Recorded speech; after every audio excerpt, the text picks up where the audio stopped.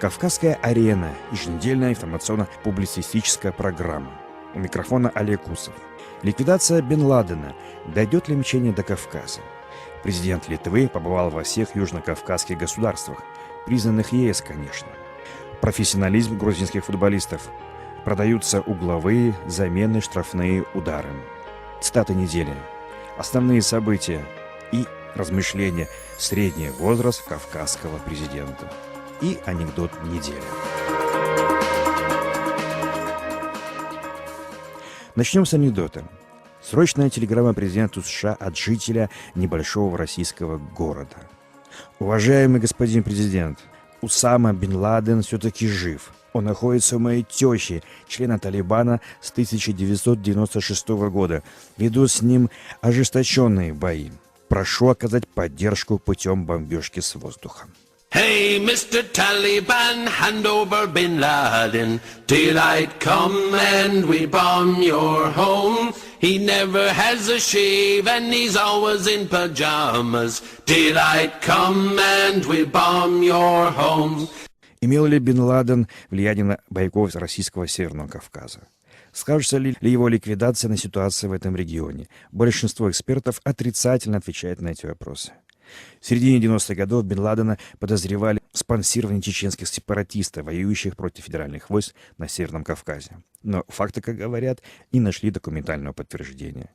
Остаются только многочисленные заявления и заверения политиков.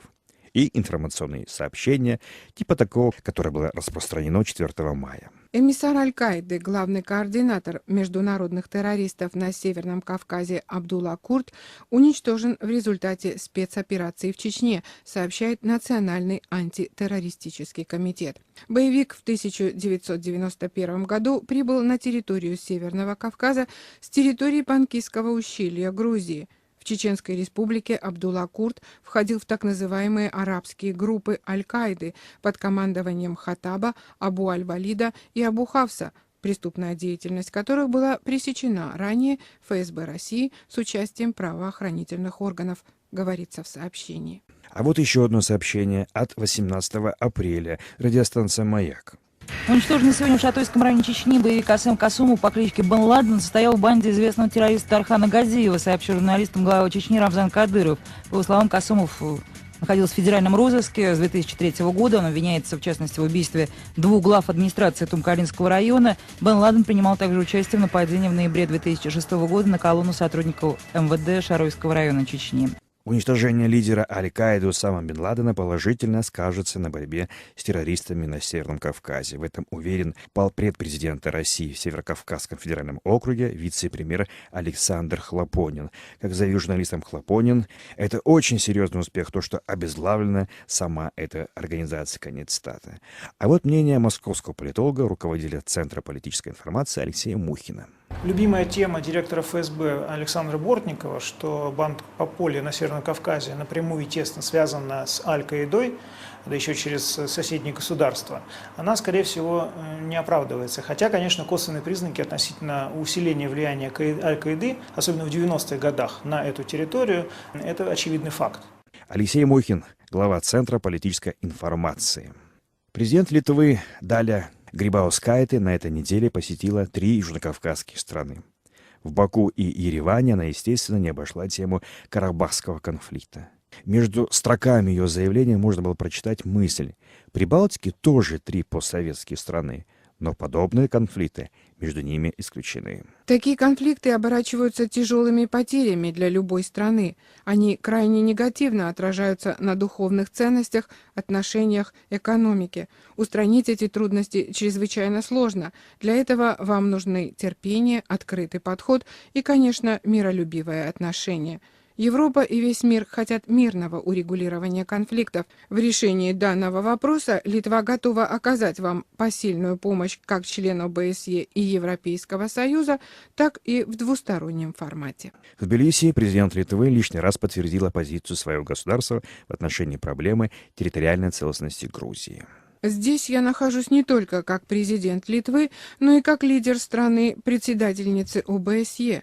Для меня важны те конфликты, которые существуют в регионе. Мы хотим, чтобы данные конфликты были решены мирным путем, без военного вмешательства. Это была цитата из заявления президента Литвы Дали Грибаускайте, которая на этой неделе посетила Баку, Ереван и Тбилиси. Грузинский футбол громко заявил о себе, но не победами, а коррупционным скандалом. Правоохранительные органы задержали 5 футболистов национального чемпионата. Их обвинили в договорных матчах. Согласно данным следствия, спортсмены систематически совершали тайные сделки с подпольными бизнесменами и тотализатором. На этой неделе назвали фамилии всех подозреваемых. Это капитан Самтреди Спартак Гагелия, футболист Кахабер Киртадзе, капитан Зугдитской Баи Роин Аниани, футболист Ливан Вартагава и футболист Тбилисской Вид Джорджия Гига Бичуая. Задержан также посредник между игроками подпольного бизнеса и игроками на футбольном поле Давид Габидава. Были обнародованы скрытые записи бесед задержанных, согласно которым при планировании договорных матчей оговаривалось даже количество угловых и замен в ходе игры. Футболисты провоцировали пенальти, отправляли мяч на угловой без всякой нужды, нарочито грубили судьям. Приводились примеры, когда за договорные матчи футболисты брали от 10 до 12 тысяч долларов. Федерация футбола Грузии ожидает окончания расследования правоохранительными органами, чтобы начать свое. Специалисты считают, что после выявленных договорных матчей под подозрение попадают все – судьи, тренеры, игроки. По правилам Федерация после окончания следствия обязана поставить в известность ФИФА и УЕФА о случившемся. Президент Федерации футбола Грузии Зевиат Сичинава обескуражен талантом отдельных футболистов. До такого еще никто не додумался в мире. Везде договаривались о результате, а эти профессионалы торгуют угловыми, желтыми карточками и заменами.